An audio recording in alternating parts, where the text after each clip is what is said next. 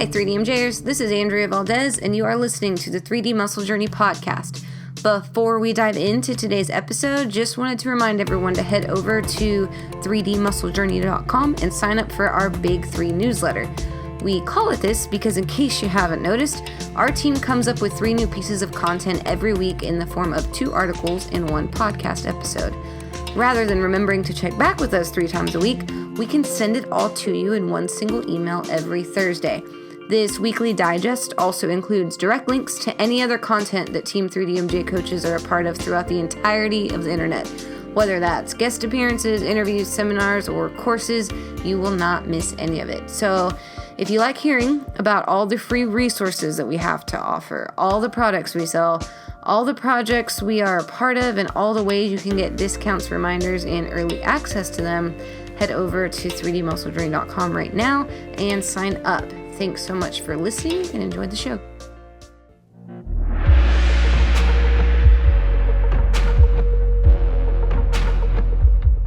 Hey guys, so the next 2 episodes will be all about our influences, and this is in response to a question we received from one of our listeners a few weeks back asking who we look up to and why. This week, Brad Loomis, Eric Helms, and myself will discuss our mentors, while next week's episode will feature those of Jeff Alberts and Alberto Nunez.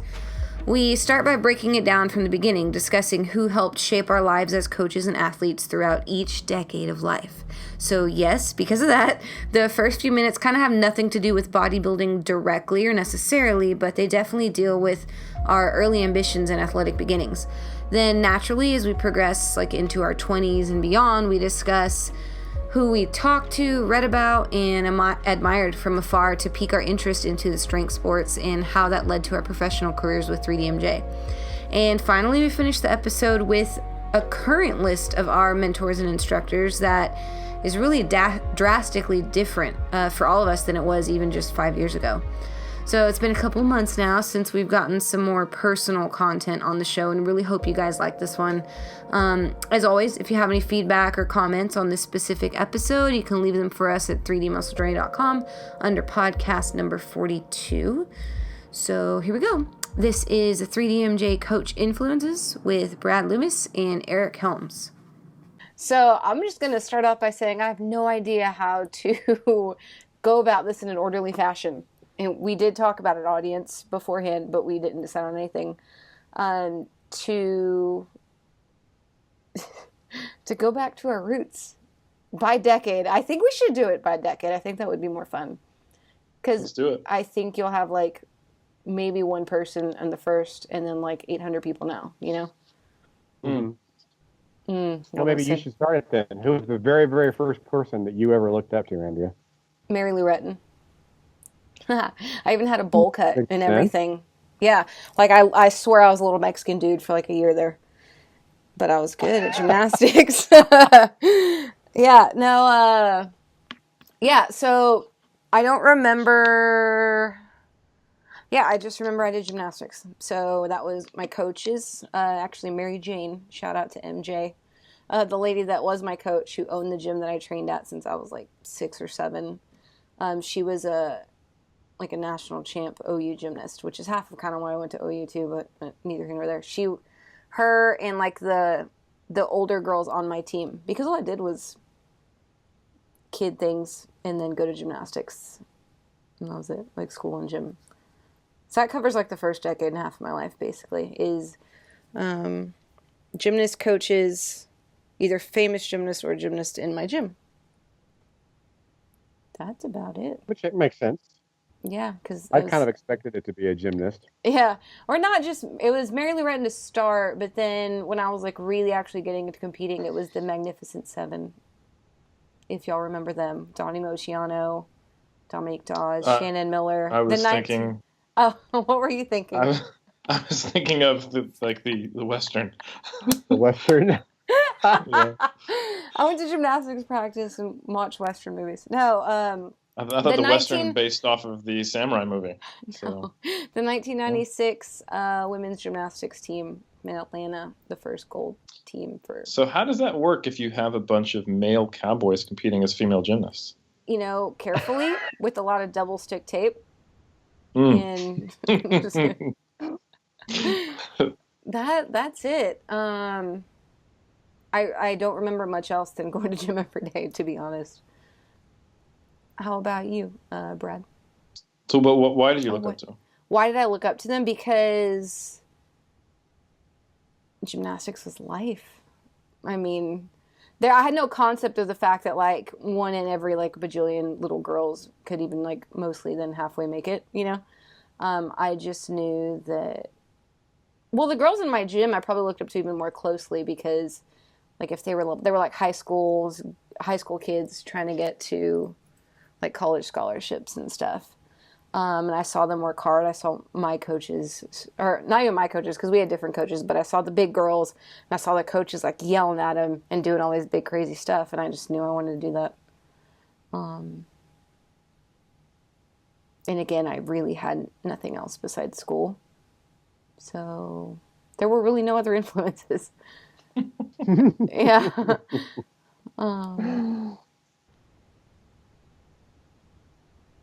Yeah, that's it. I don't know. You can go further if you want, Eric, but I think that's just all I saw, and they got rewarded for doing good work and being hard workers, and I wanted that. I just wanted the praise from my coaches. I was always like a coach pleaser. Still am. So never stopped that. I'll find that never changed. Never changed. That's like my biggest fear in I life is remember. disappointing any coach. Hmm. That's probably a lot for a lot of us. Yeah. Coaches, parents. Sometimes I swear I would rather have I'm my pretty mom sure I push me. disappointed my parents quite a bit with my teenage shenanigans. Actually, I know I did. There was like a decade there in the middle, right? But my coaches never. I just remember when I was younger, man, I would rather my mom and dad beat me than tell me that they were disappointed in me. I Really? just remember how bad I would feel, Mm. when they would ever say that. Well, I remember when I was young, and I keep in mind when I was real young, my whole family raced cars. And I remember thinking at the time that my dad and my uncle were like the bombs, the men. They were dudes, They were out there under those cars, and you'd hear them freaking cars out there sometimes in the middle of the night, just wah, and they were the shit. And then I remember, I guess it was probably about, I don't know, fifth or sixth grade, thinking the whole time how awesome these two guys were. I was at school with a bunch of my friends, and somehow we got on the topic of the local races and whatnot. And I said, "Oh yeah, my dad and my uncle race out there." And oh really? Who's your uncle? And I said, "Well, it's Steve Nevis. It goes by Sneaky Snake." And all of my friends just got deadly silent. Oh, your uncle is Sneaky Snake? And I just remember thinking, yeah, it's Steve Nevis. He's my uncle. I didn't think anything of it. All my friends were just like, "Oh, we know who Sneaky Snake is.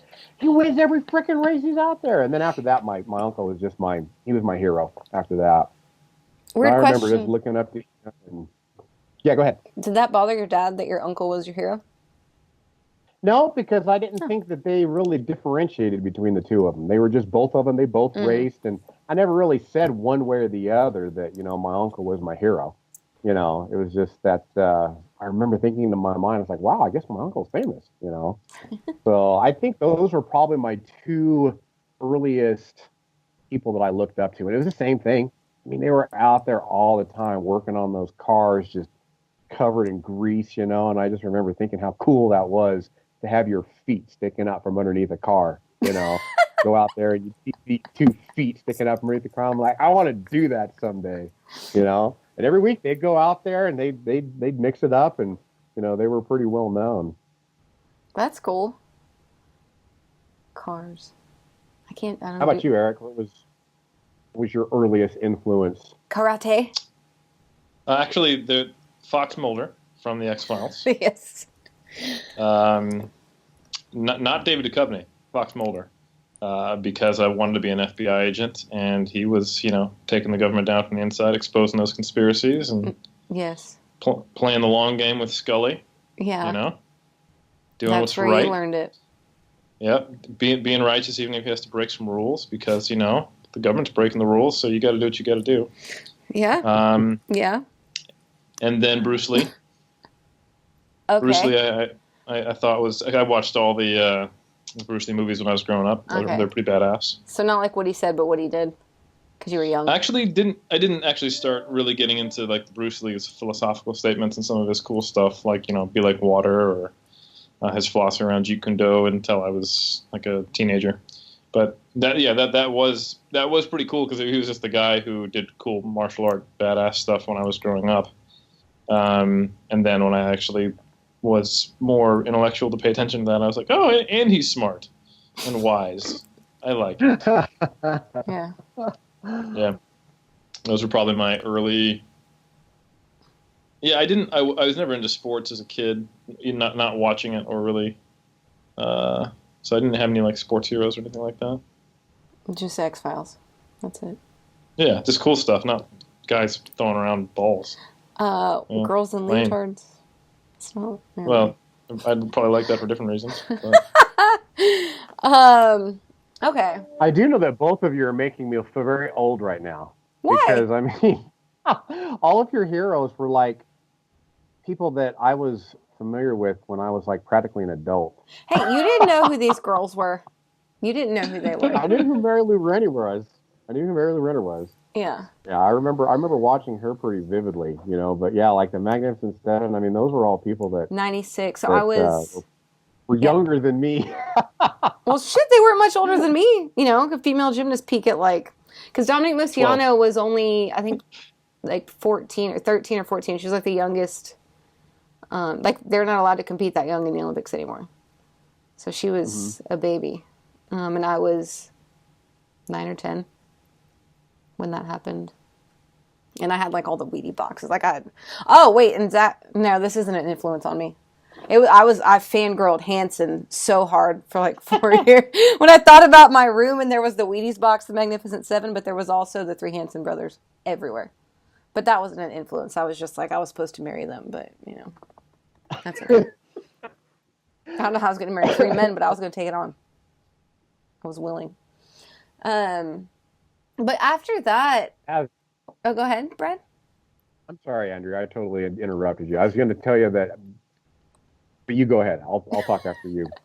Okay, might miss the opportunity to talk about Hanson, but no. After that, like I would say, like the big shift it was in my life.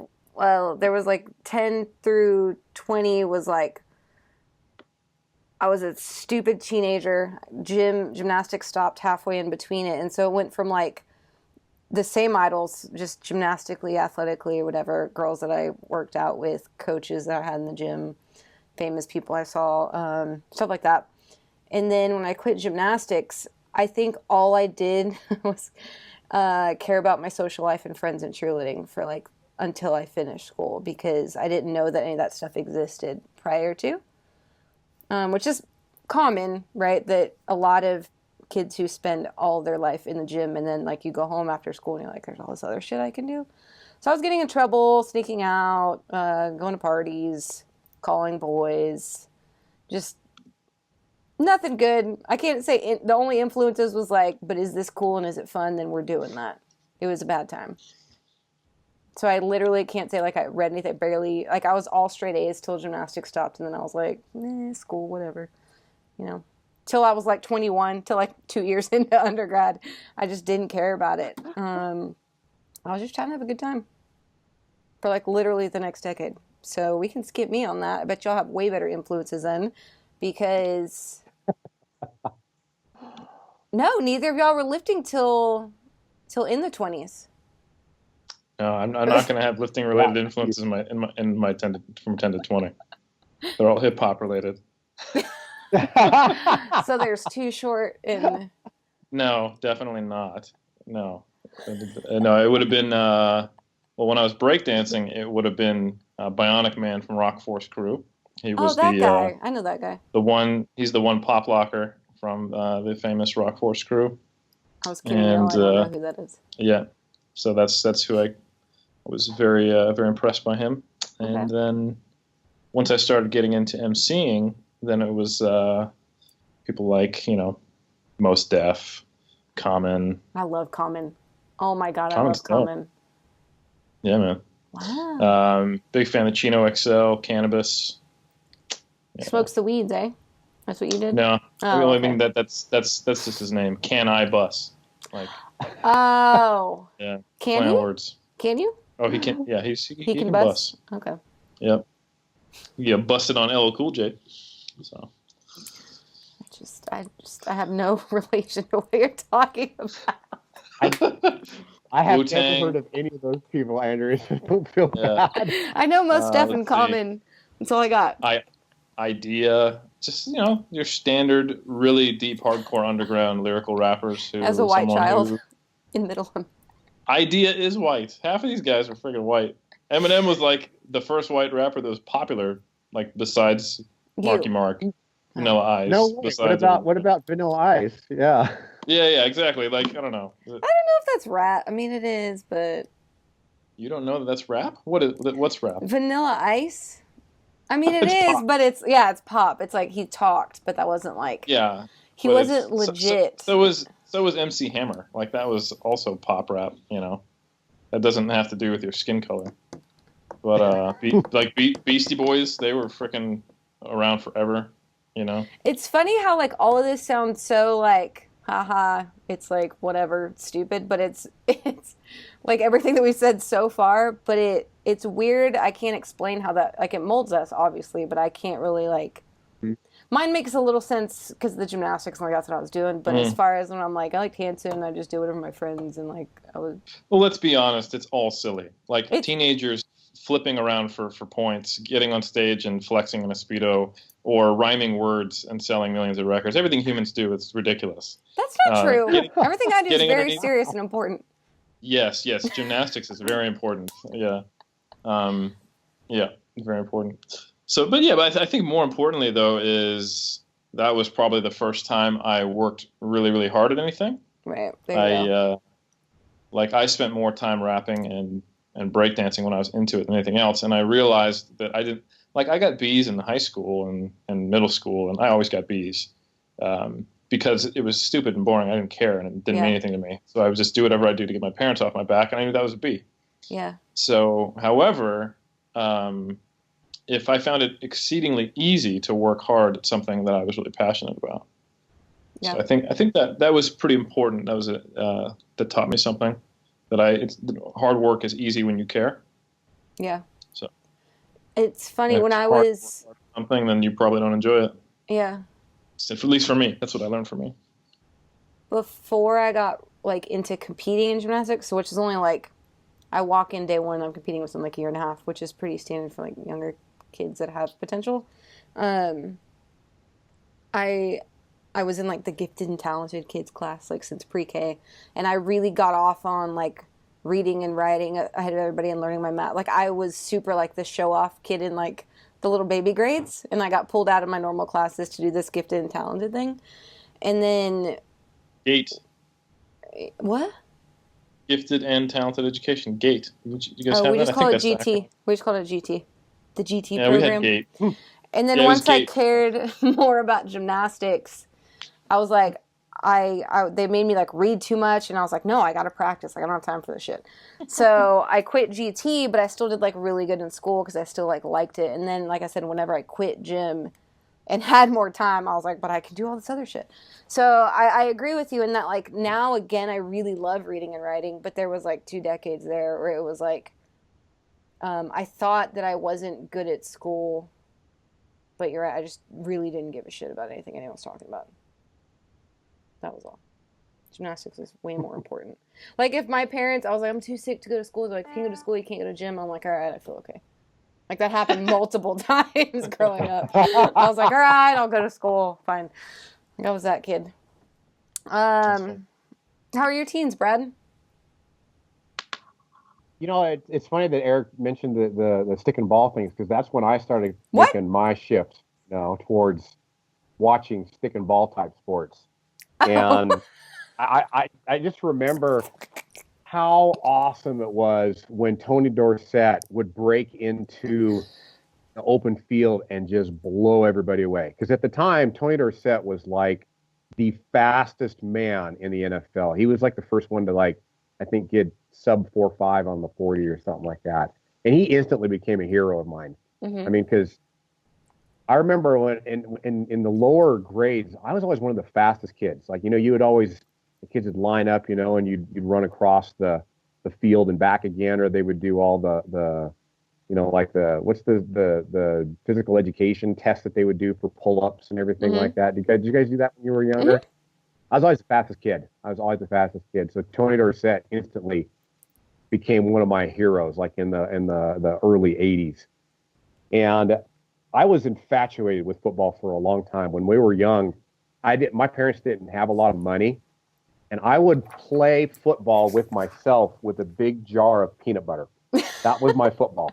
It was an empty plastic jar of peanut butter, and it would be the dead of winter, snow outside, and I would drop back and I would throw the peanut butter jar as high and as far as I could, and I would run down my yard and I'd go down there and I would catch the peanut butter jar. I'd be the receiver, and Man. he was my hero for a really long time. And this is relevant because we would play football. All of our friends would get together and we'd play football in a local park. And I was always the guy that could catch. They would always throw me the ball because they knew I'd catch it. If it got anywhere near me, I'd catch it. And I remember we'd get pretty organized. We'd have like these helmets on, and we'd made pads out of like, pieces of cardboard that we'd sew inside a shirt and stuff like that. And we'd always get some kid's older brother to be the official and stuff. And we would get really organized.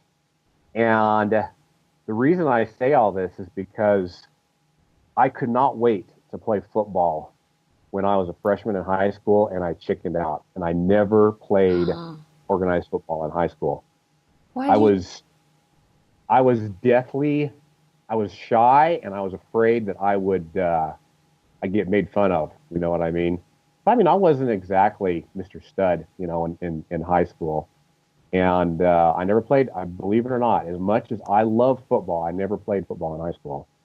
And looking at that in hindsight, probably about, I don't know, maybe my freshman year in college, I said, I am never doing that again. If I want to do something, by God, I will bust my ass, and I will at least try and come in last before I don't do it.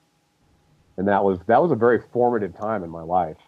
Interesting. And you never did play, right? Like in a league of any sort.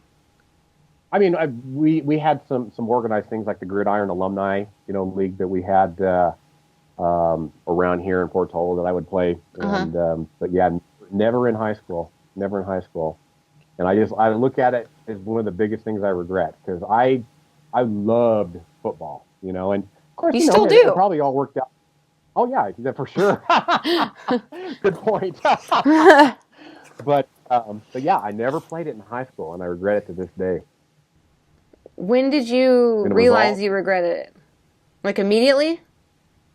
No, not really. I could have gone out any year, and I was afraid. I was afraid I'd get made fun of. I was afraid that, people would just, it's just all fear. Just all fear, because, just all peer pressure or whatever you want to call it. Like scared you wouldn't be good, or scared you wouldn't make it? Scared that I wouldn't be good, and scared that, people would, like every time I made a mistake or something like that, people would make fun of me, and, Lewis, what are you doing here? You don't have any business out here playing football, and that just ruined me. Yeah. I know we talked about in origin episodes, like when we started lifting or whatever, but what, I guess, because early 20s, kind of like early to mid 20s is when all of us started lifting in an organized fashion with the hopes of getting jacked, right? Yeah, I started lifting at 20, let's see, it was 2004? So I would have been 21. And for dudes, when y'all say y'all started working out, y'all started lifting. Like me, I worked out the whole time, but there was like cheer and all that stuff happened, and there was like boot camping and like circuit training and just ellipticaling, and then there was lifting. You know what I mean? Well, no, because I ran track in 4 years of high school, and then was breakdancing, which is essentially training. And then I was in the military, so I was working out before that, but I didn't start lifting until I was no, actually I was 22 because it was 2004, but it was the latter half of the year. So I started lifting when I was 22. Brad, what year-ish? Yeah, it age? was a bit later. It was a bit later for me. It was late 20s. Because I remember reading about the maximum overload training principles, and that was 1999-ish, I want to say. So I would have been like 29, 30, something like that, I think. Wow. So, Are you sure you were 30? Yeah, I was pretty late. In 1999? Well, let's see. 71, 81, 91. Yeah, you're right. I'd have been like 30-something. I got started really late. I don't know what I was thinking. But, yeah, I just remember starting reading about the maximum overload training principles, and it was like 1998, something like that. Yeah. Okay. And who were your humans then? Probably my first like fanboy go-to look up to guy when I was getting into lifting was Skip LaCour. Okay. He's not much older than you. Not really. Yeah. Not too much older. Because I had heard about like all the big dudes, that were the IFBB pros, like Lex Wheeler and Sean Ray and all those guys, but never really did I fanboy on them, like I had anybody else before. I'd say Skip was like the first one that I actually was fanboying. I like when Brad uses words like fanboy. I like when Brad curses. It makes my day. And okay. Like I remember I would like see, I don't know, like the girls I grew up in, like when the like teenage gymnasts, right? I'm like, they look like off-season figure girls, right? So like muscle was always something I was used to seeing. But I think the leanness, like the desire to actually train for like maybe stage one day, was the combination of Chris Foss shrinking in grad school in front of my eyes, right? Him prepping with Lane in 2011 or 2010/2011. Well, at the same time, seeing that, and like Ava Cowan was like, I saw some pictures of her and I was like, what? Because I think we talked about it in the Staying Natty episode. Like, I saw the bodybuilders and I was like, nope, that is out of hand. But she just looked so feminine and strong to me at the same time. Her and like Oksana Grishina was just starting. Pauline Nordine, her website, Fighter Diet, was like just going. And I think it was really the combination of them that got me thinking about physique sport. Was Ava's body was just like, oh shit, that's crazy. Oksana, am I saying right? Grishina? She's won the fitness Olympia like a bajillion years in a row. She was right after Adela Garcia won it a bunch. But her, because she could do all the gymnastic stuff, and I was like, oh shoot, I can do that. And then, like I said, Pauline Nordine, she was done competing by the time I started following her, but I remember reading her blog and how like angry she was compared to like Ava Cowan and a lot of the figure girls like on those magazines like Fitness RX and all that. It was all I wanted to look like that, and I figured like that was a good goal, but at the same time the way they would talk about it didn't feel right to me. So I never really like listened to what they had to say or could really relate to them, because I don't relate to like very feminine anything. I don't know.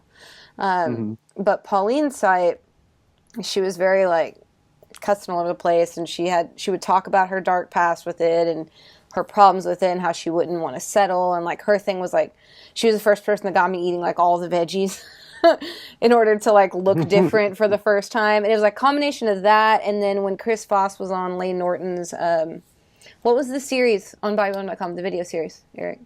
A Day in the Life of a Natural Bodybuilder. Yeah, and it was Team Norton, and it was like 6 of them, right? Like 6 bodybuilders, or a couple figure athletes, a couple of the dudes. Yeah, they had so they had Lane's journey. They had when Tommy competed. I'm thinking of something different then. I'm Oh, thinking of there. the series. Yeah, the series was primarily Lane, but they had like Jim Cordova on there. They had John Harris. Um, they had the show that I was mentioning where I think was Tommy, where he won his pro card. Yeah, but that was like I think that was a Day in the Life of a Natural Pro, I believe. Yeah. And so it was all like kind of a blur. It was like a 2 year thing of like all these people. But visually it was Ava, and then like after reading it, it was because she was coached by Lane around that time, or she had been with someone else and was just now working with Lane. Mm. And so I was reading a bunch of like them talking about each other, and then Pauline's site, and hadn't found you guys or Ogie yet. It was like, and that was like 2010, 2011. This was maybe yeah. Oh, It wasn't we that barely long found ago. ourselves. Yeah. 2010, we just started. So Yeah, but that's what I'm saying. Like, it wasn't, Really? that was only like 7 years ago. Holy shit. Mhm. Maybe 6 years ago. So much has happened. That feels like so long ago, though. Because I remember when Wow.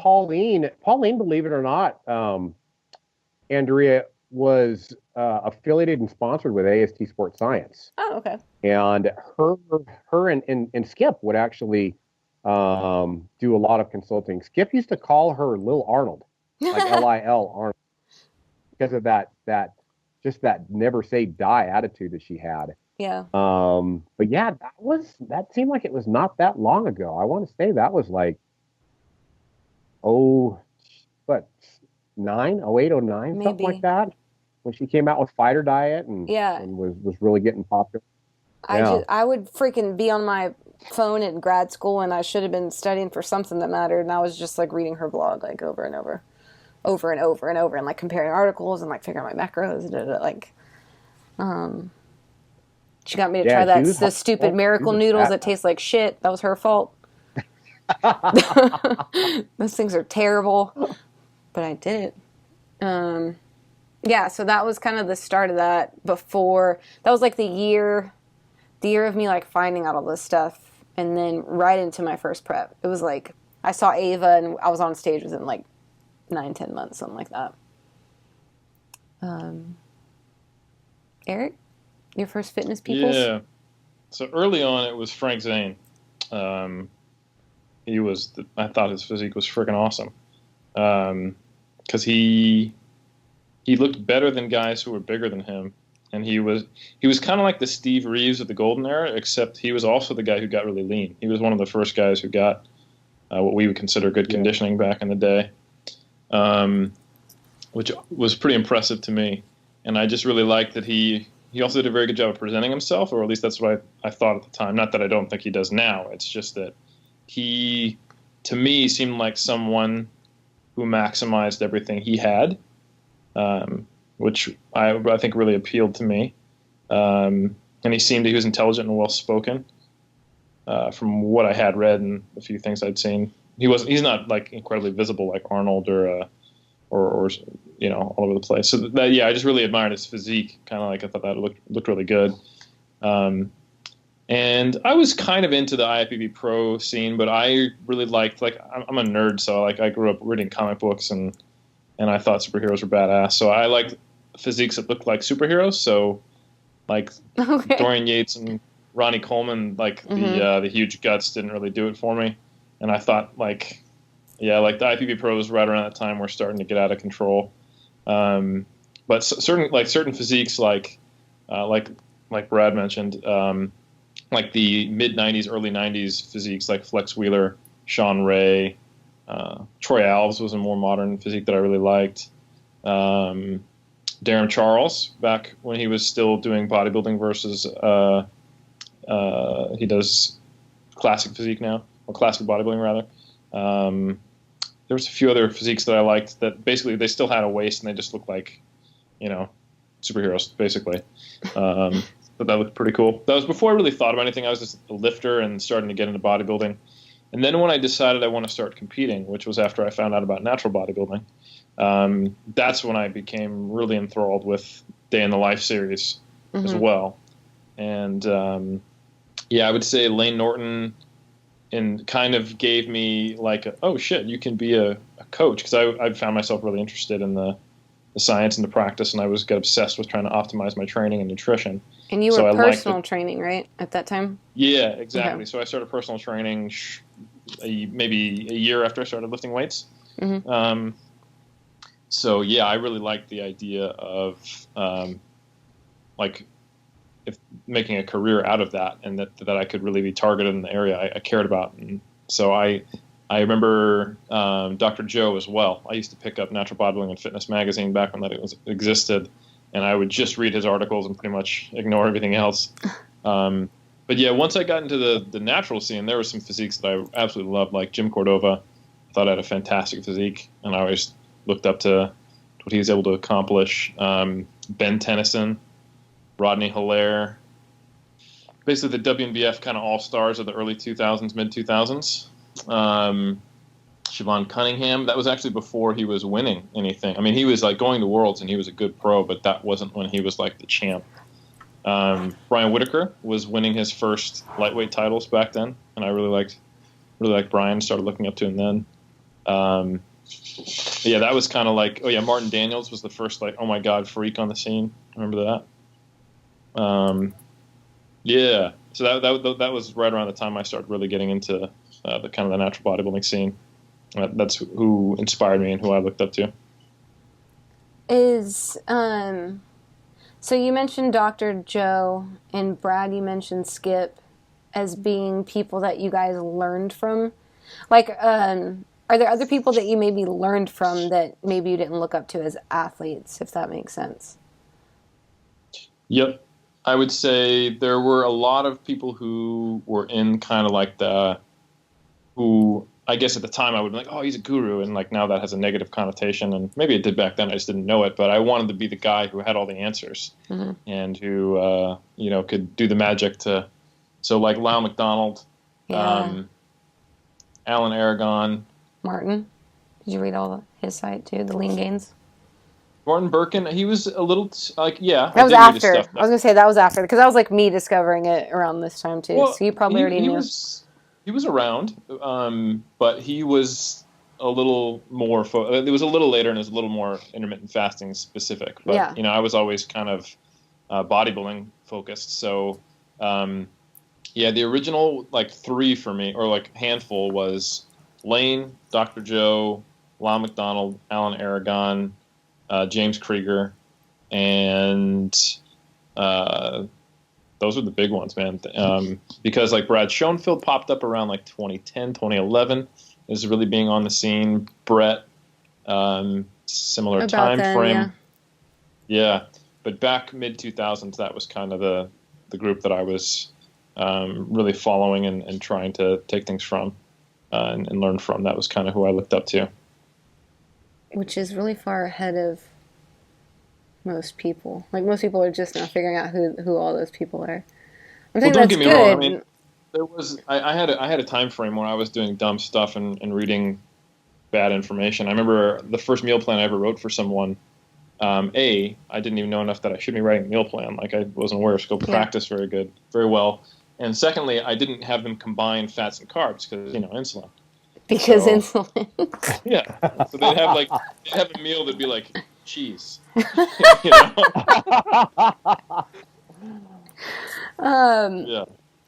Well, the reason I mentioned like lean gains and Pauline or whatever, because as soon as I finished my show, I was like, yep, we're looking like this forever, right? And so my whole deal was the next like year of finding the people that had figured out how to do it all the time, right? So that was Pauline, something she preached. She wasn't competing anymore because she decided she didn't like that way. She wanted to look this way all the time. And I was like, yep, me too, girl. Like, we're doing this. And so neither happened. Didn't get stronger or leaner, because it... Sounds healthy. Yeah. And then, of course, because Martin was like, if you manipulate this shit this much, we'll make it happen. At that time, Lyle had just done the rapid fat loss, right? Around that time. It was like early 2000s, no? Or I didn't come upon it until 2010. But I was looking for all those things that if I figured out how to do my food, and if I could manipulate it well enough, then I'd be set, like regardless of how fucking inconvenient and how shitty I felt. Right. If I could just hack this refeed system. Mind you, these people had way more muscle than I did, so like I was not going to respond in any type of similar manner besides just getting watery and flat over and over, you know? But I was super determined. So it was like I did it. Granted, I almost starved during prep or whatever, but I was at least following, like Chris was kind of directing me, Chris and Jeremy Linecky, into Lane and what he had done for Ava, and like they kind of were around him, so they kind of had a roundabout idea. And then again, once season was over, I was like, I got this with these people and this magic, this carbohydrate magic. And that was frustrating, but that was who I had to try it for a while, and run myself into the ground, lose my period for a few years, you know. But those are my people. I read it all, and it's not that it's bad information. It's just not so conducive to like a career so much in the sport. But I didn't figure that out till later either. How about you, Brad? As far as learning, or you were owning a gym at this time. You weren't really thinking of coaching, whereas Eric wanted to. Yeah. I was just in it for me to kind of figure out how to get lean, but you.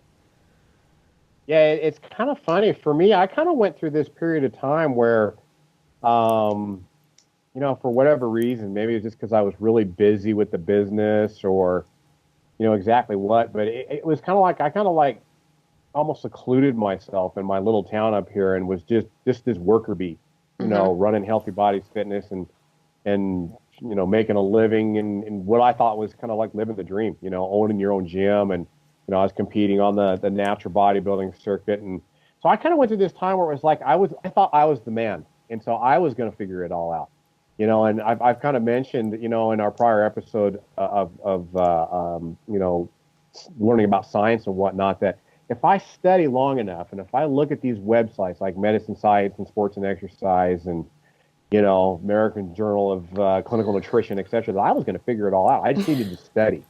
So I didn't really look to anybody. I thought, you know what, I'm the man, you know, and the whole time I was competing, and I think the one guy that I did kind of look to as far as learning that, you know, maybe was not bodybuilder-ish, his name was Paul Cribb. He was the director of research and science for AST Sports Science, and he was their science guy. He published the classic paper by Cribb and Hayes on where they found huge benefits from the post-workout window. Exactly. That was him. Yeah, he made the window? Damn. Let's just say that when he exploited the window, it got exploited the most. Correct. The most gains were made out of any nutrient timing study in Cribb and Hayes. Yeah. But yeah, Paul Cribb was kind of like AST Sports Science's Eric Helms, you know, and so I was reading a lot of his stuff. And it wasn't until, I mean, this was like a long time. This was like from probably when I started the gym in 2000 and I want to say 3-4 until roughly 2008. I didn't really look to too many other people, you know, other than like Skip and Jeff Willett was kind of my big, you know, kind of mentor at the time, in Paul Cribb and these guys at ASP Sports Science. And then in 2008, of course, that's when I met Alberto, who was really kind of like the first time that I had ventured into the bodybuilding.com forums and, you know, kind of ventured out, and then became an RKC and was like, holy cow, I am the tiniest of protozoa in the ocean. You know what I mean? That was a very eye-opening experience. And then I started learning about, you know, and really, to be honest with you, right about that time, 2008, 2009, 2010, these three guys became my heroes in a way. Stop it! You know, I just remember, you guys. I say that with a certain amount of seriousness. You know, I remember when I saw Alberto on stage at the Silver and Black Muscle Classic. He ended up winning his PNBA Pro card there, and him and I were in the same class. I think I got third, if I remember right. And this was not long after I met Jeff, because I met Jeff in 2006.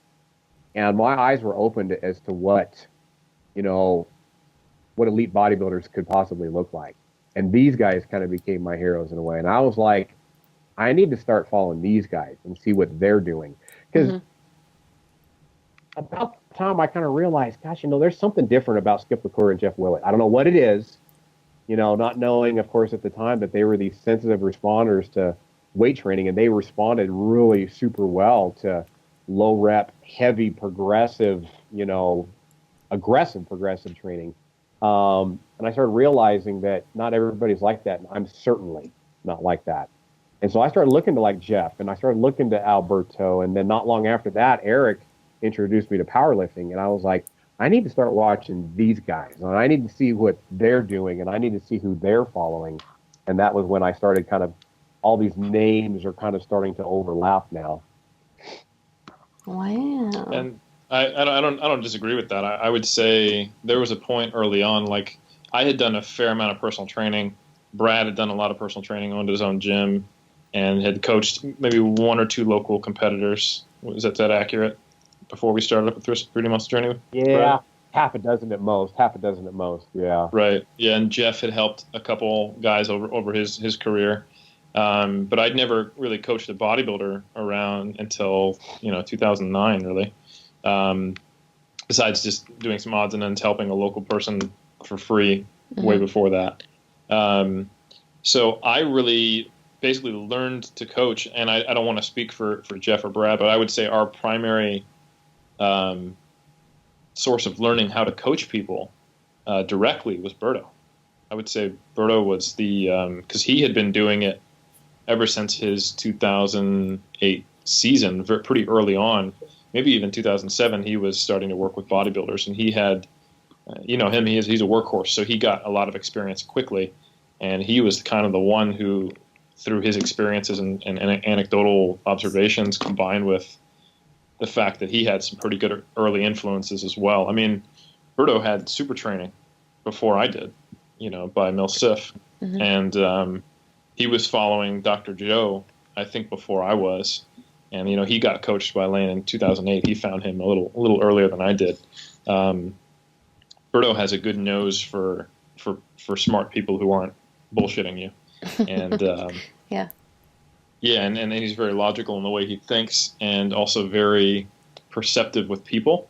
So I got to put, honestly, these three guys, and I think maybe even speak for the team and say that Berto was a huge influence and person we all looked up to, because he was the one who kind of taught us how to coach. And at the same time, he was never has Berto ever had an ego about anything since I met him, and he was always trying to learn from us. And eventually, I would say that we all became each other's influence and inspirations for how to work with athletes and be a professional.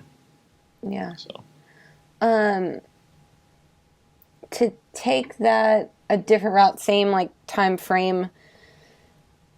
Brad, in your running of your business, did you have anyone that you had guiding you with that? Right? Because I know, like, you were like running a building, right? A physical brick and mortar business.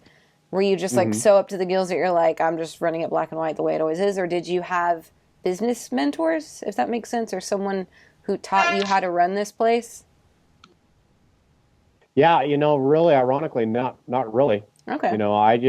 I was just kind of like, you know what, if there's a book out there on this, I'm going to write it, You thought you were just going to figure it all out, yeah.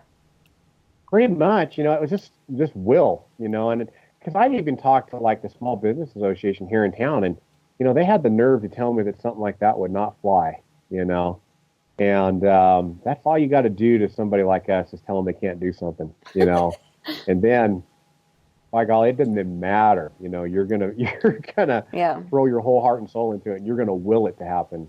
And gosh, I can't remember really any business mentors that I had, at that time. And probably, maybe my business would have been more successful had I done that. Well, I just, because I know it's hard to separate. Like when I was little, like I said, it was gymnastics, was fucking everything. And then there was a time where bodybuilding was just everything. But at the same time, again, I was in grad school, so I had to look to like this other part of my life, right? So there was the couple of guys in my lab that really helped me out a lot. Actually, everyone in my freaking lab was OU at the time that I was there. Like, it was very well known for the amount of publications throughout the whole department. Like they were all like academic all-stars or whatever. So like professionally and like in my, what I thought was going to be a career, because I thought I was going to be a professor, it was like the people that were in my building pretty much. And then these people online that I would like try, and had no idea who they were, but like, again, Pauline and all them or whatever. It was like a year of, I guess, overlap there. But then I would say like very quickly after that, the following year, so when I was doing the Herbalife thing, so, and had a weird experience in grad school, and I decided I needed to finish, but I wasn't going to get my PhD. So it was, I would go to all these, like success development, whatever, what pyramid scheme things do, so I get, but I cannot take a second of it back, because that's when I fell in love with personal development and Jim Rohn and Tony Robbins and John Maxwell and like all these almost cheesing up motivational speakers or personal development leaders. And that was a huge deal for me. Huge deal for me. So that was like the emotional / business / you can fucking do whatever you want. and then I had, that's when I started, or when I found Ogus on YouTube, and about the same time you guys. And so I'd say 2011 to 2012 I was either working or learning or cooking, right? Because it was still like, that was when Lean Body Lifestyle, Michael Corey, do you remember this? He was famous when y'all were. He was the redhead kid that made all the recipes on YouTube. All the bodybuilding recipes. No. No, Michael Corey. He's he's like a best-selling freaking ebook on all his recipes. Anyways, so that's all I did was watch Brandon Campbell, Matt and Chris, you guys. Couldn't really do Physiques of Greatness. I knew them, and then within like 3 or 4 months I had my own channel. But there was like a 6-month incubation where I was just like, in the mornings it was like Jim Rohn, Tony Robbins, like I said, John Maxwell, or some other thought leader, personal philosophy thing, by working by day or actually going to live events, and then every meal with you guys or Matt or whatever at night. And the rest of it's kind of like I don't really have much more to my story besides like I'm sitting here with y'all. But it's just so crazy how quick it happened.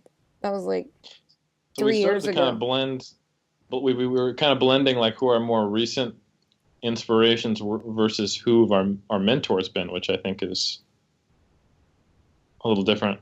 Explain that.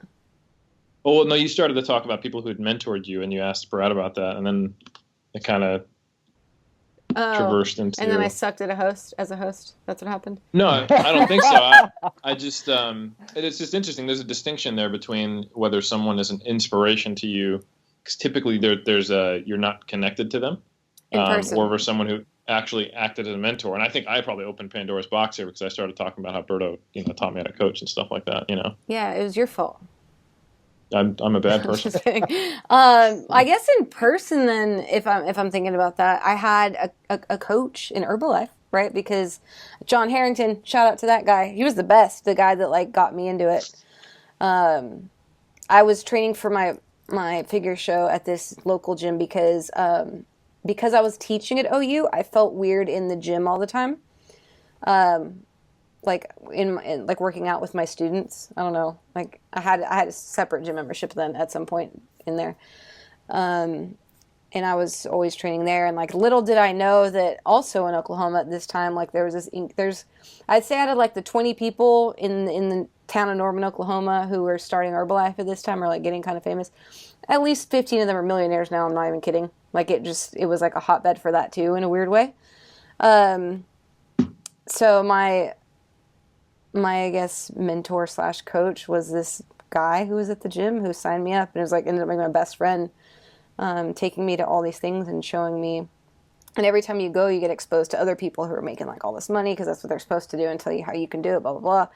But even though I have like zero part in that life or business model or whatever anymore, the learning to study myself and willing myself into things. Just that's never left me. I don't think it ever will. That was super transformative. So I can thank everybody for Herbalife, but it really was a big deal for me. Not in the business model and not in the people, but in the fact that it reminded me that I don't have to do things the way people want me to do them, and then I can get all cheesy on it, but it was just a really transformative place in my life there.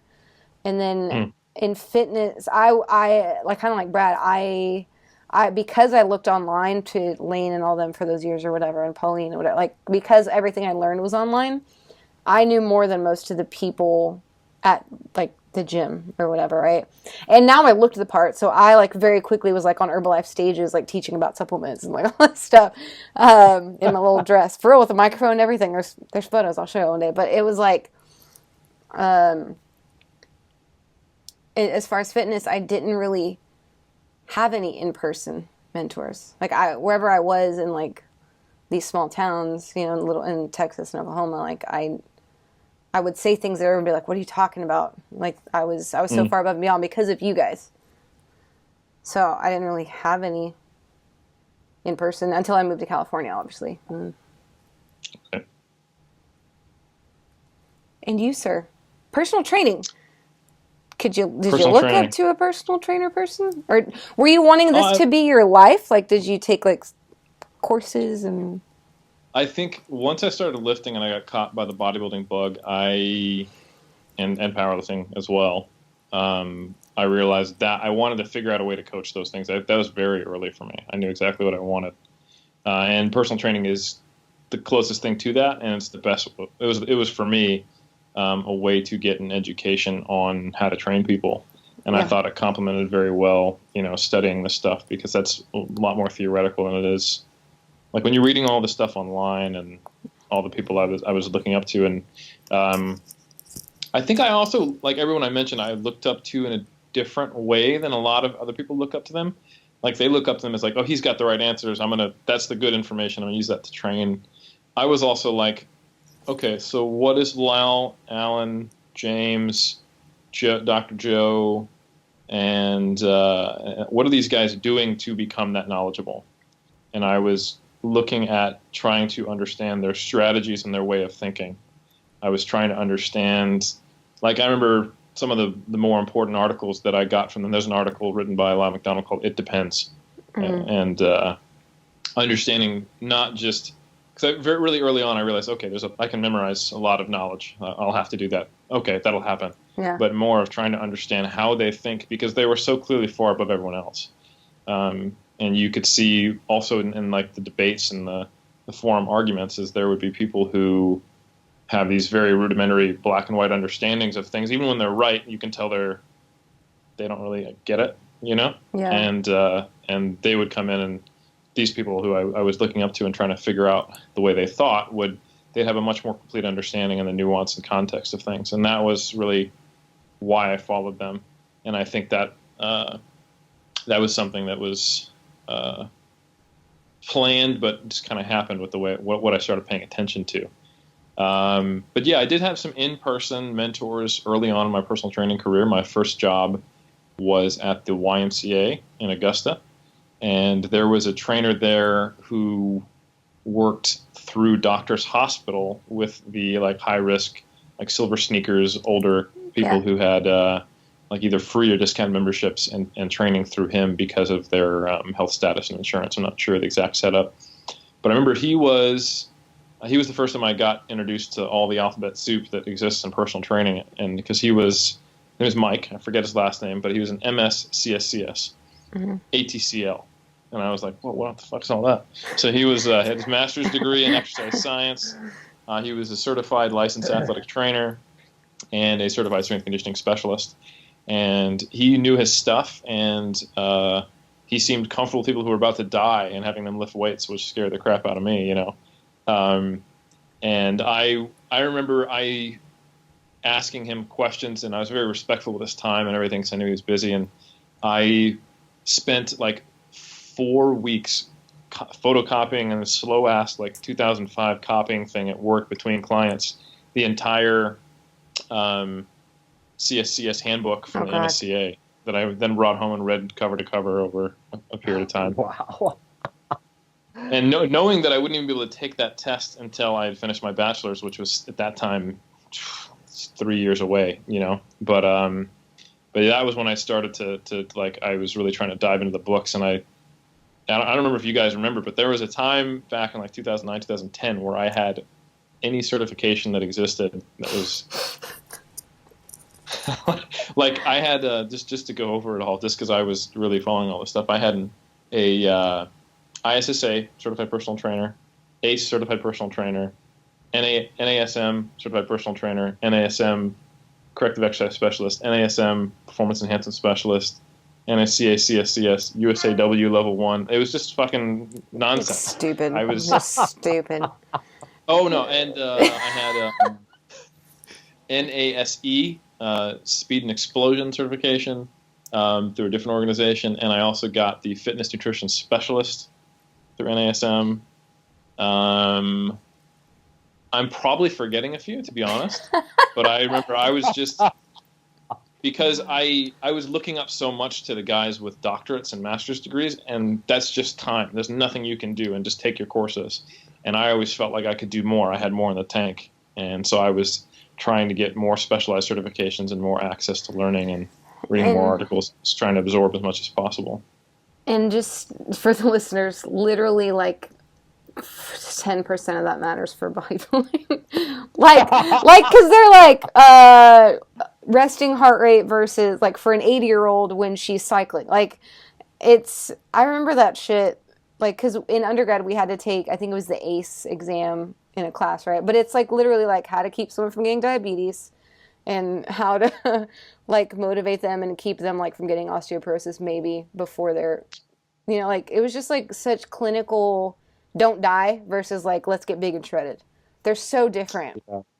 There's also some basic there's basic stuff in there too that does apply. Like I remember, and some stuff that I thought I knew really well that was totally incorrect. Some of the NASM stuff I look back on now and I'm like, well, yeah, I understand how anterior pelvic tilt happens. You know, you have chronically tight hip flexors, which then lengthens the glutes, which leads to synergistic dominance of the hamstring, and that's why you got your hamstring tear. And here's what you do about it. We just need to start doing I didn't know. Stretching of your hip flexor, activation of the glutes. Then you'll get normal firing patterns. But before we do that, we need to make sure that you have good stabilization endurance of the OPT model level 1.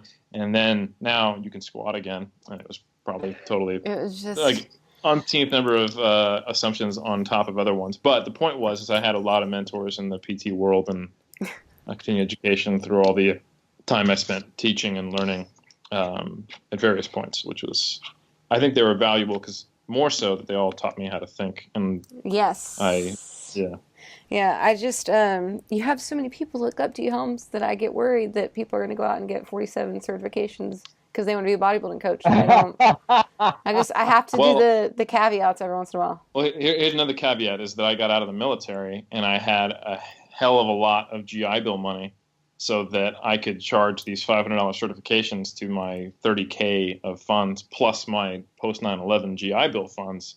So I didn't pay for my education until I did my second master's, and I got, you know, a master's degree and a bachelor's degree and an associate's degree and 10 certifications out of my GI Bill. So if you don't have that, you're just going to go bankrupt trying to get a bunch of letters that don't matter. So don't do that.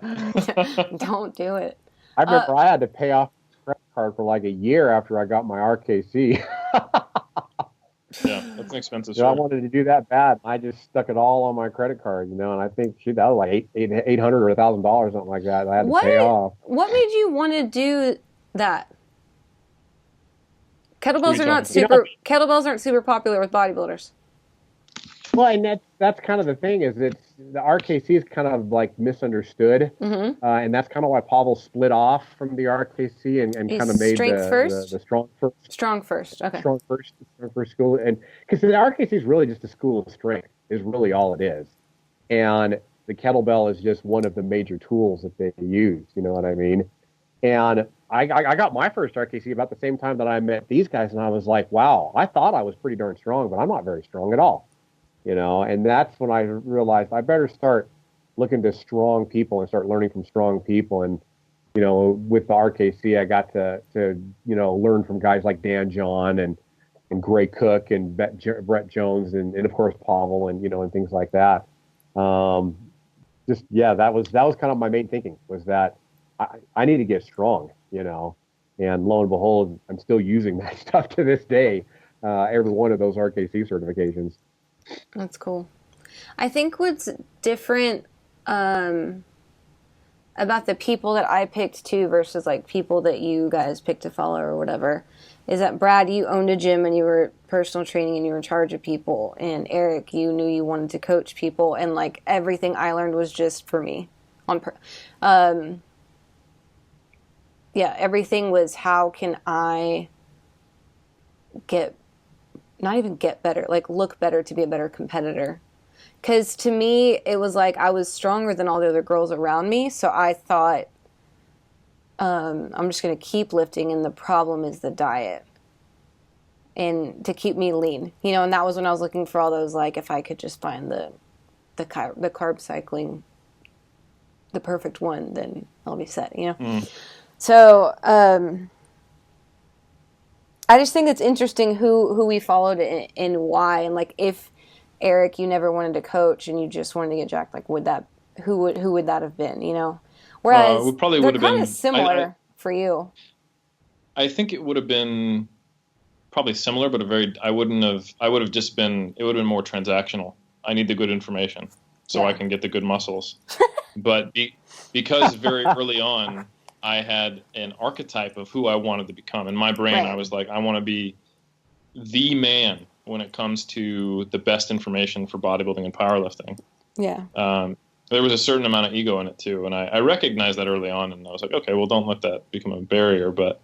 I always remind myself of that. But there is a certain element of me wanting to be the go-to when it comes to powerlifting and bodybuilding information, and also be a coach, and then also be a successful athlete. And I think that's kind of I knew that from 2005 or 6, even though maybe 2006. No, it's like 2006, late 2006, right when I made the decision to compete and I was personal training.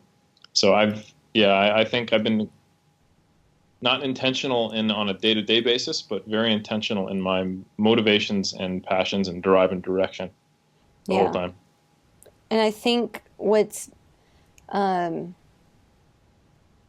I think what I would have done different had I known I was going to do this, would be at that time I was in that, and I've always been in it, and it's like something I always fight is like when I coach people, I know that I'm looking for the greater thing to help them, right? And that started when I was coaching kids. It's like, okay, not every kid's the same, blah, blah.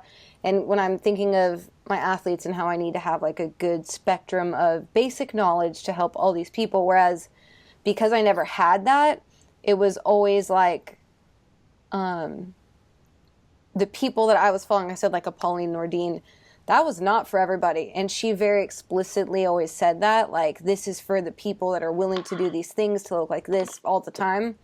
And because I'm that jackass, I'm like, yep, that's me, you know? And so all these things I was doing, when people would ask me, because I did personal train a little bit, I had a hard time trying to help these normal people who wanted normal lives and just wanted to look a little better. But I would almost in my brain be like, well, they'll never look like me because they don't have the lives that they are willing to do this meal prep and eat these things at these times, and you know? Like I was, because I was growing this marketing business, right? And I had all these friends that looked up to me and my physique. I somewhere in my head was always like, I mean, I can try to help y'all, but unless you want to do all this shit, it's not going to happen, you know? Like that was always, I think, in the back of my head. So I feel like and we've all said this too, like did a disservice to them. Whereas now I'm always like, what's the little bit we can do? Whereas then it's like, all right, here's your 8 weeks, go do it. And if you fuck up, like you fucked up and you're just not me and it's not going to work, you know? So I feel like the people that I followed were not the best. No, if I had known that I wanted to become a coach at this thing, it was always just, did they help me could I relate to their message, and would it help me get to my route the fastest? And then obviously when you look a certain way and it's different, especially when people see you do it, like change within a year, they want to know all the things you did it, and you give them like a list of the 100 things when like maybe 2 could help them. And if they didn't do 100, then they suck. But I just would have picked different mentors is all. Not that they were bad, but had I known I was going to be coaching and like, and I think that changed throughout my YouTube too. Like it started as just like, follow this journey that I'm doing. I don't know. I'm just fucking filming me. I don't even know what I'm doing. And then it was like all the questions come in and you like think of yourself as this false expert. But I appreciate it because it made me think like, damn, I need to be careful about the shit I say, because now I see that people are like fact checking or asking me why, or asking me where I heard that or whatever. And then it's like, I felt like the way I did when I was coaching kids, where it's like I need to be careful with what I say.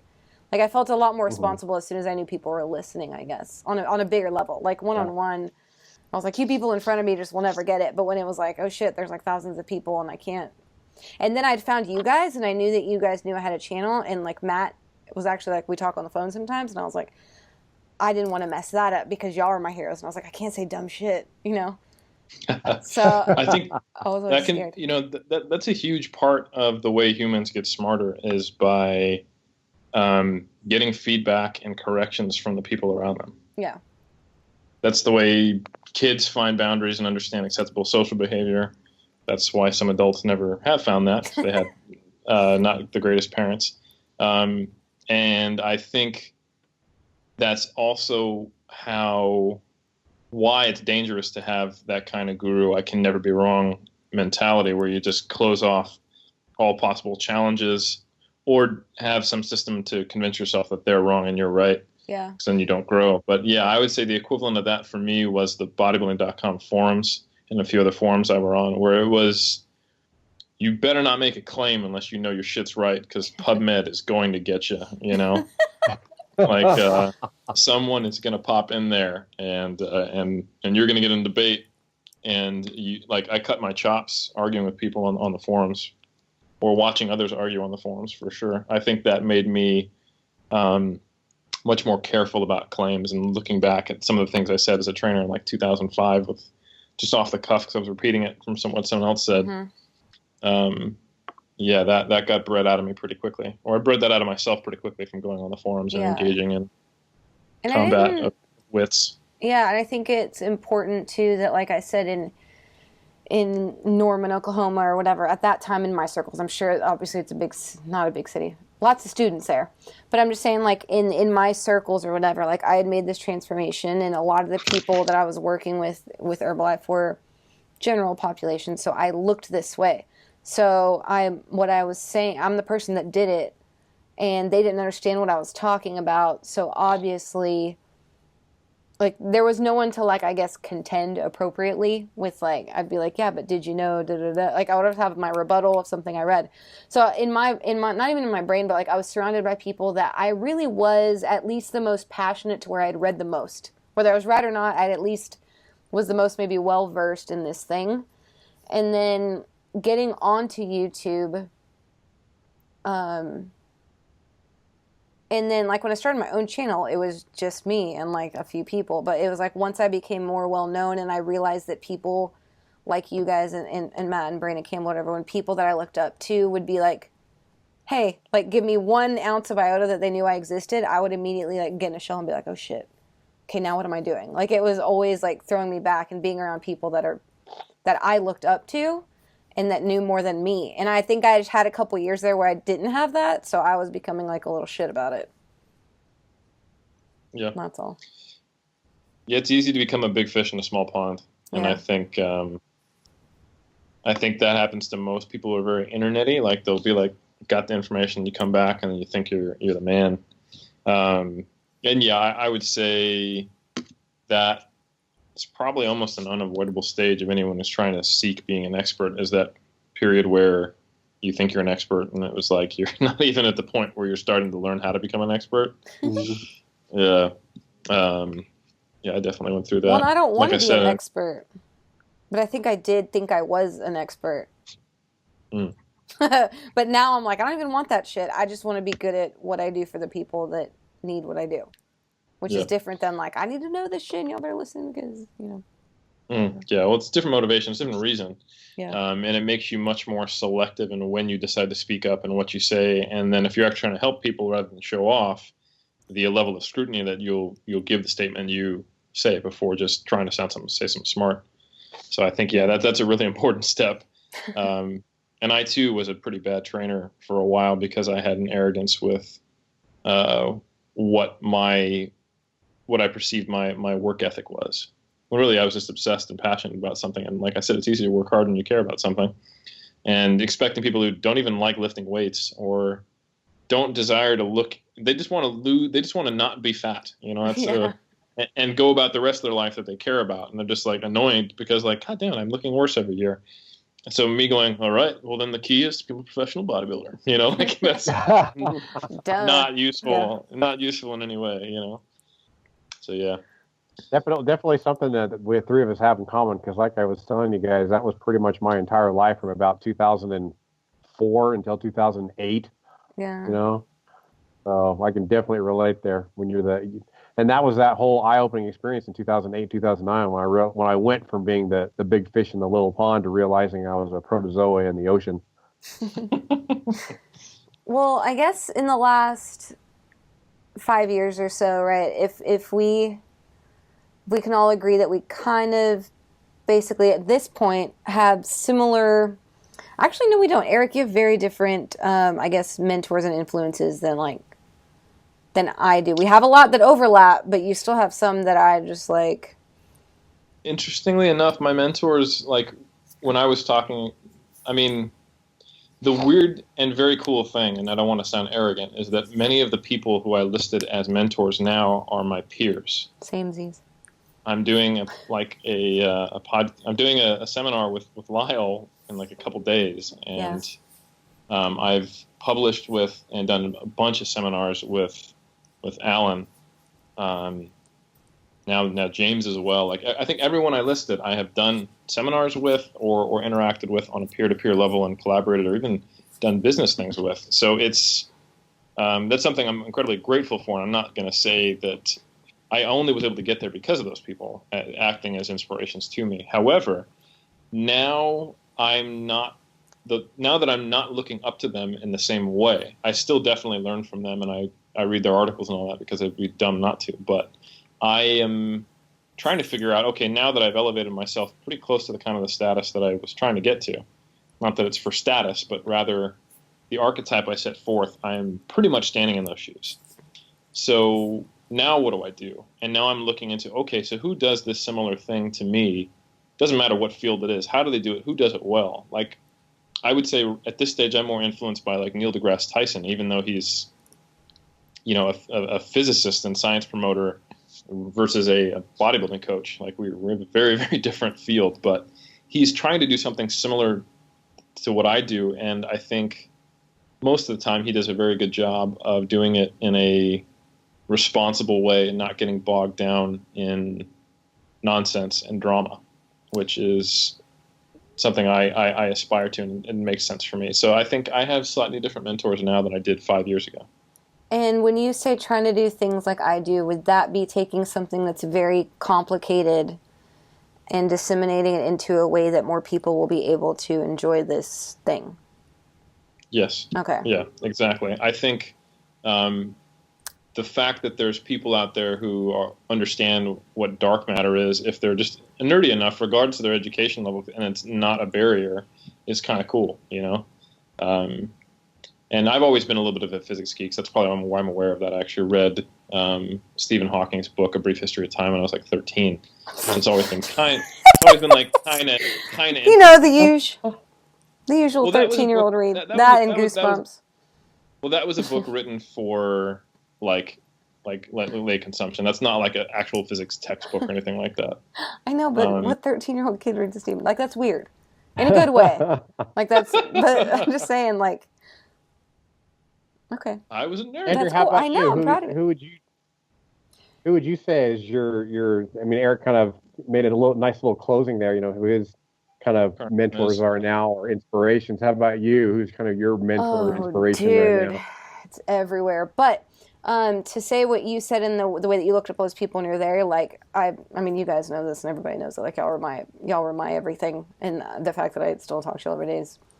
Every time I actually sit and think of it, I'm like, whoa, it's still kind of weird. So now that I get to call you guys my colleagues, and I don't feel then I feel like I have my personal athletic shit figured out enough to not need like at least as far as bodybuilding goes, right? I don't seek bodybuilding information anymore.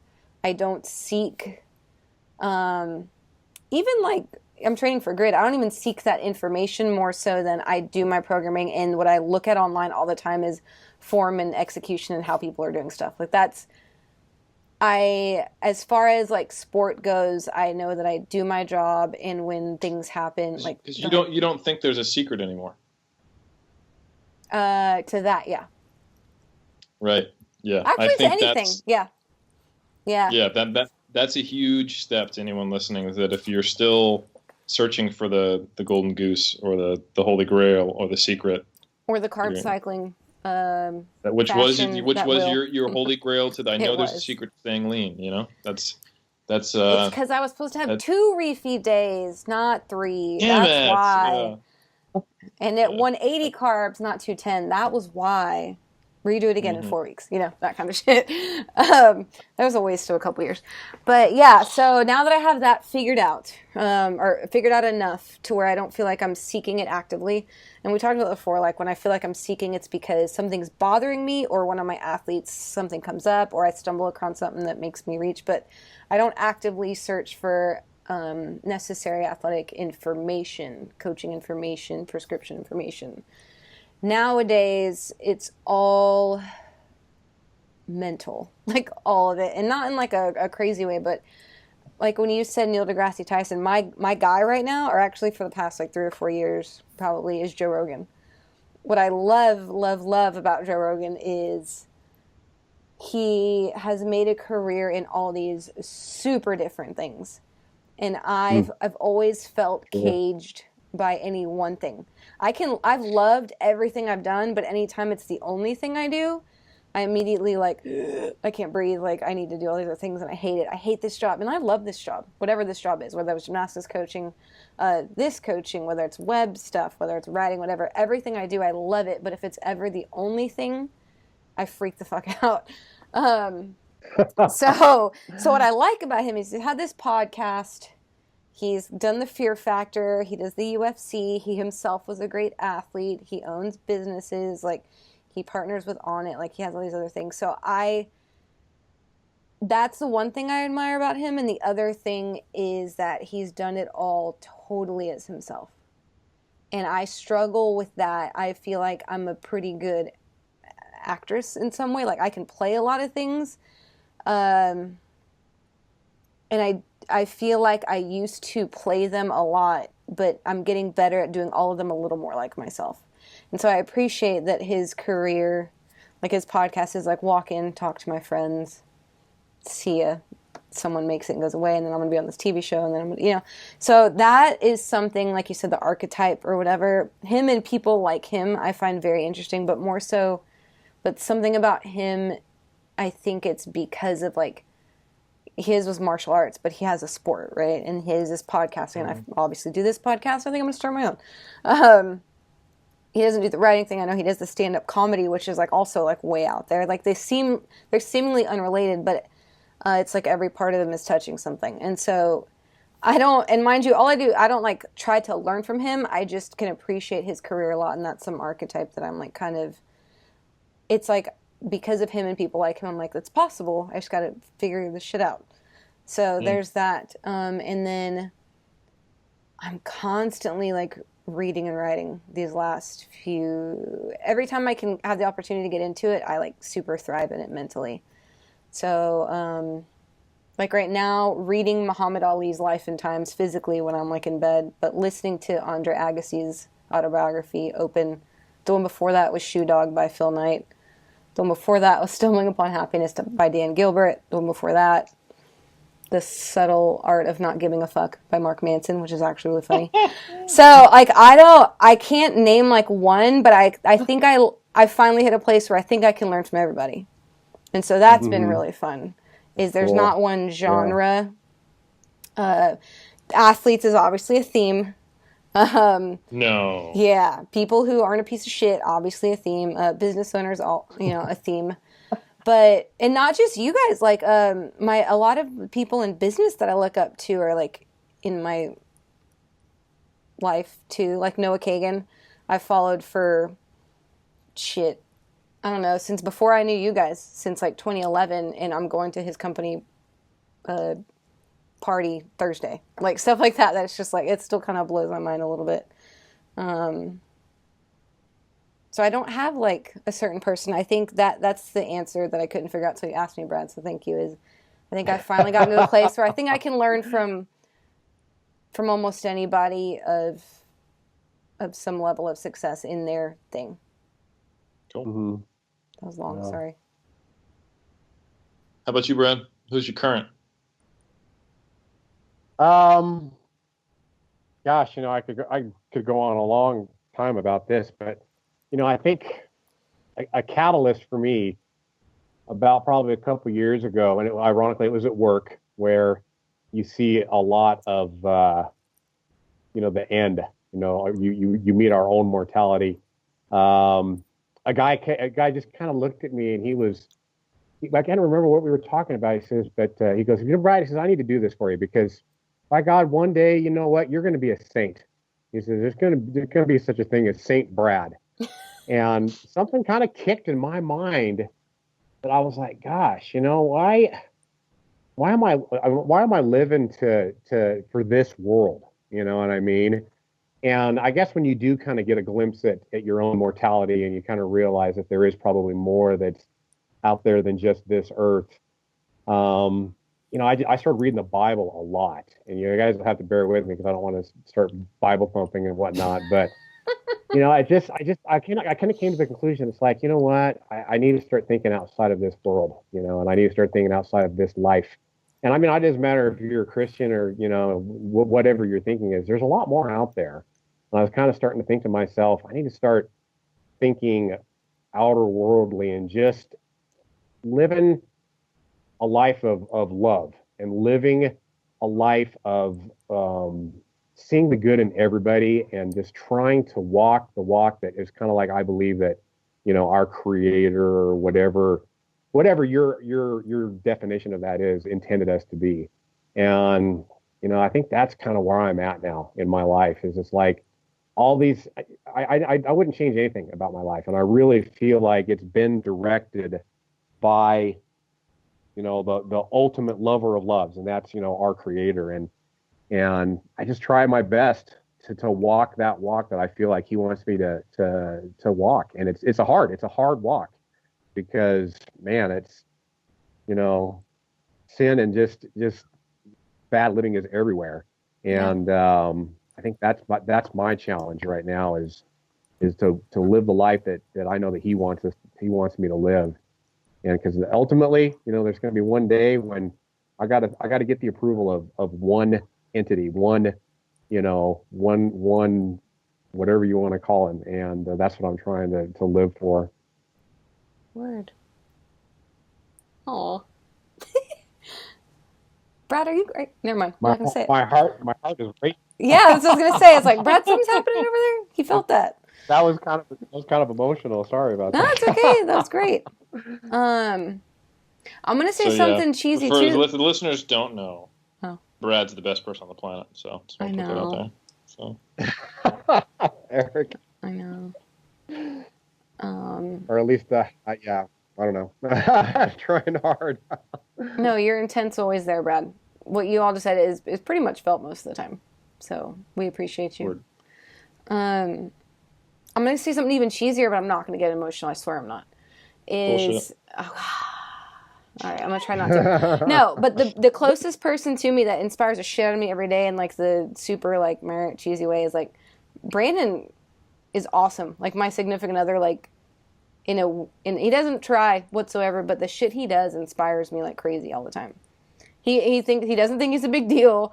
But like the Noah thing or whatever, right? Like it's not even me that works with Noah, right? Brandon was at Noah's house for like 3 hours today, and it's like he's like whatever, and like he'll get an idea one morning or like at night, and tomorrow go shoot it, and he's like I want to do headshots of all the lifters at USAPL Nationals, and he gets on a plane and goes. Like, Brandon doesn't have a barrier between his actions and beliefs and his inspiration, which is pretty cool. Yeah. And he's like, I want to write a song and I want to record it. And so I think the reason that we work out so well as a couple is because I feel like that's really hard for me to find, I guess, someone who can keep up with me. I know that's true for a lot of people, but I know that I'm a pain in the ass and I'm a little bit of a turbo.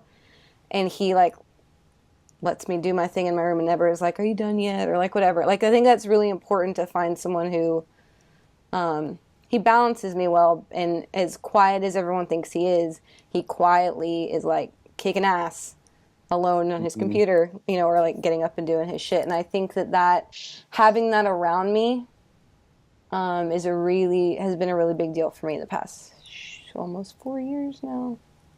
Yeah. I know. But I appreciate the shit out of him like crazy, because no one else has ever I don't tolerate a lot of people around me for that long, but he just gives me my space while still like inspiring me while having no idea what he's doing to do that. Nice. Yeah. Okay, that was cheesy. That was it. I'm done. It's good cheese. Brandon's going to enjoy editing this. I don't know if he'll like listen to the whole thing. We'll have to stop it now because he'll listen to the end. No, I know, unless I tell him that's another thing, right? I'm like, hey, I need a podcast editor. I'll learn how to do it. You know what I mean? Like, it's just that kind of thing that like we match in that. We're like, how are you going to do it? I don't know. We'll figure it out. Okay. And having like a partner in that, maybe not always the best because, as y'all know, I make myself crazy, but he makes me feel less crazy, I guess. That's cool. Yeah. I don't know how to end this. What else did we forget? Nothing? Oh, so if we end it quick, then he will hear it. Touched on it all, that's for sure. Mm-hmm. Alrighty, guys. I'm talking to your friends next week. So I'll talk to y'all in 2 weeks. All right. See you later. Bye.